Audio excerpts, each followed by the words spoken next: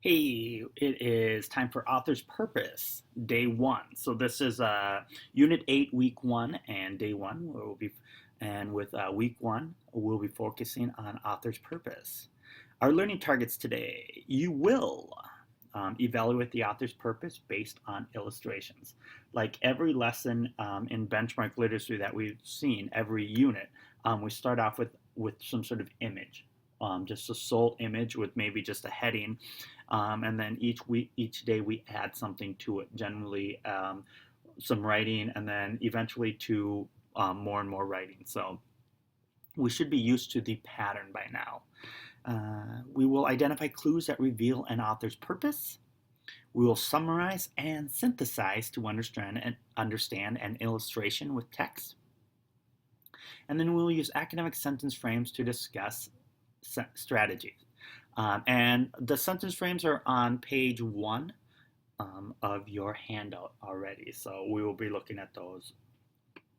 All right, the author's purpose. When we talk about author's purpose, it's the reason. The author's purpose is the reason that the author writes a particular text. Okay, what are they trying to do? Okay, that's the question that is answered, and it's answered with one of three things. The author might be trying to inform us, to entertain us, or to persuade us. Now, this is one way to look at it. The next slide kind of shows it in a way that I think is a little bit easier, but we'll get to that in just a second, okay?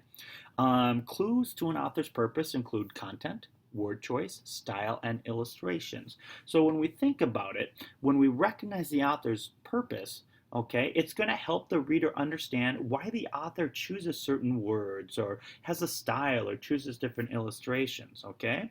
So by understanding the author's purpose, we understand what the author is doing. Okay? Now, when we talk about author's purpose, think about it being determining author's purpose being as easy as pie. Persuade, inform, entertain.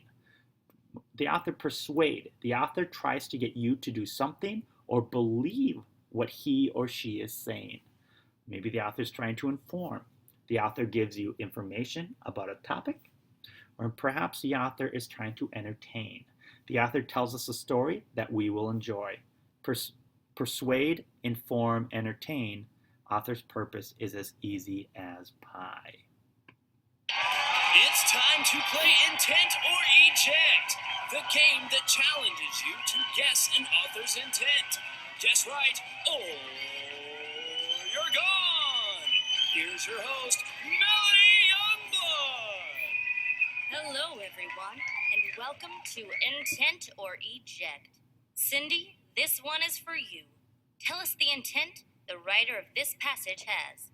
Americans throw away millions of plastic bags each year. Many of these end up in the environment, where they pose a threat to animal life. A plastic bag takes more than a lifetime to decompose. In order to cut back on this waste, you should take your own reusable bags to the grocery store. In addition to that, you can join the Friends of the Trail for a spring bike trail cleanup this Saturday at 8 a.m. Okay, Cindy, what is the author's intent? There sure are a lot of facts in this passage, and a lot of statistics. But the author also suggests to us what we should do. So I'm going to say the author is trying to persuade. Let's find out what author Arlene Brown has to say. I definitely want people to take action on the issue of plastic bags, so I'm trying to persuade them. Nice work, Cindy. Lou, here's your passage. Ermine are members of the weasel family. The newborns are blind and helpless, but in 6 weeks, they grow to be almost adult-sized. In the summer, the top of the ermine's coat is brown. In the winter, its coat is pure white, and yet the tip of its tail remains black all year. All right, Lou, what do you say? Okay, there are definitely a lot of facts in here, just like in that last passage. So I'm gonna say persuade also. He says persuade. Let's find out from Dr. Eugene Conway. I've studied the ermine my whole life. I just wanted to teach people about them when I wrote this. so it is basically facts. The only purpose is to inform. Oh, Lou, you got it wrong. Do you know what that means? Oh, yes, Well, that's the name of the game, folks. Guess the correct intent, or you're gone. We'll see how Marie does with her passage just after this. Now back to Intent or Eject, the game that challenges you to guess an author's intent. Guess right, or you're gone. Here's your host, Melanie Youngblood. We're back, and we've got 2 contestants remaining on today's show. Marie, it's your turn to guess the intent of the writer of this passage. Lila was doing dishes when Jake came in the room. She noticed immediately. "Where's the watch I gave you for your birthday?" she asked. "Did you lose it already?" Jake looked flustered. "Oh, the watch," he said, trying to buy time. "I was going to look for it, but, I just couldn't find the time." "Okay, Marie, what do you say?" This is definitely a story. We learn about what the characters are thinking and feeling, and the last line is a pun. I'm gonna say the author wants to entertain us. Let's find out from writer Martella Waters. I've been writing stories about Jake and Lily for years. Lily is always getting mad at Jake, but then he makes these puns which make her laugh. It's very entertaining for the reader. You got it, Marie. Okay, Cindy, we're back to you. Here's your passage. Hiking in Hawaii can be adventurous, fun, and exciting.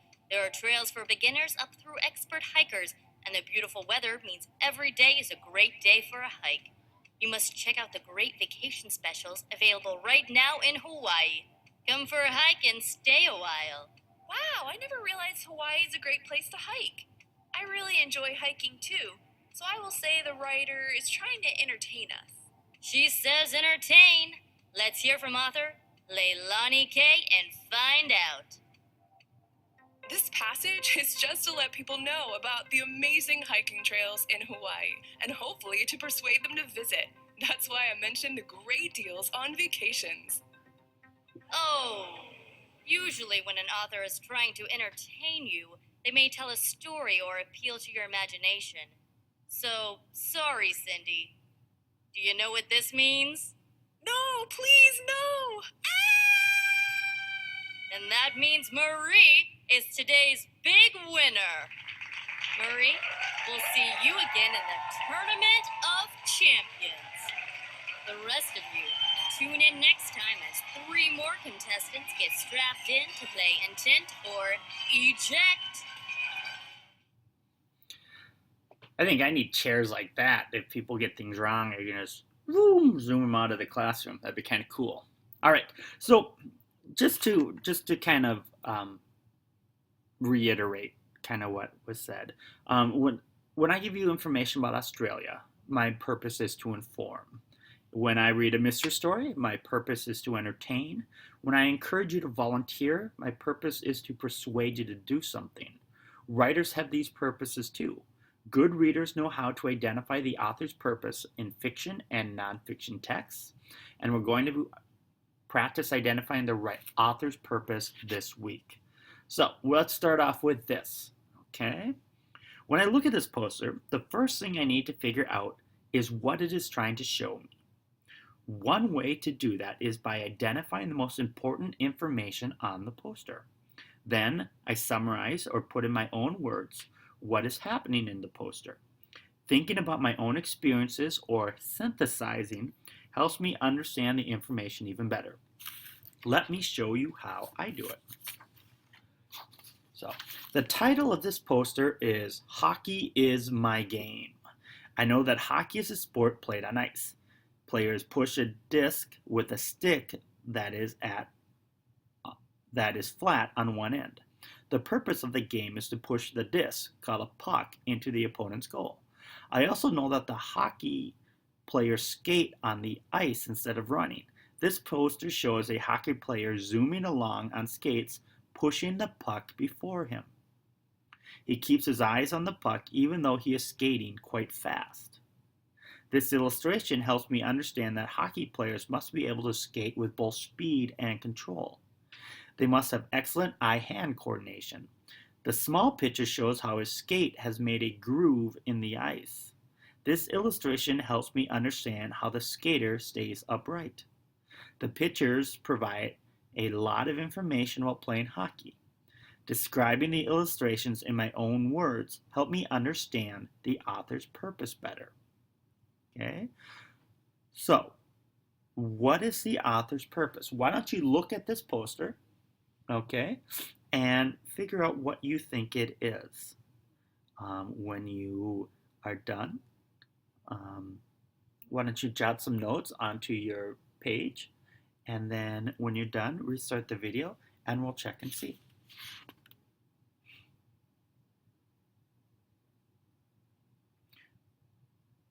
All right, fifth graders, hopefully you came up with some, an idea. So we can talk about, when we talk about clues, this is the first clue to the author's purpose. The illustration shows that the hockey player is skating very fast. He holds a hockey stick, the puck is moving just as fast and is in front of him. The picture shows several things about the game of hockey. All right, so we also have the small picture of moving ice skate, front view, groove in the ice, okay? This picture shows me how ice skates move over the ice and help the hockey player stay upright. I found clues to the author's reason for writing this poster. They can help me figure out the author's purpose. Okay? So, what I'd like you to do is I'd like you to answer the following questions, okay? Why is it important to identify the author's purpose? How does this help you? How did summarizing and synthesizing help you understand the poster? And how does the title help you figure out the author's purpose, okay? So when you're done, when we're done with the video, I want you to answer these 3 questions, okay? Because when we talk about the author's purpose, we want to talk about our sentence frames. The author's purpose is blank. One way I use synthesis to figure out the author's purpose is, and then clues that help me evaluate the author's purpose are, okay? And then just to review, the author's purpose is the author's reason for writing a particular text. The author's purpose may be to inform, to entertain, or persuade. Clues in the author's purpose include content, word choice, style, and illustrations. And then recognizing an author's purpose helps readers understand why the author did what he or she did in the text. Okay, so now that we're done, just remember, you can look for the author's purpose in a text as well. Tomorrow we will practice looking for author's purpose in a text. So now that we're done with the video, take some time, answer the questions, and yeah, talk to you in a bit.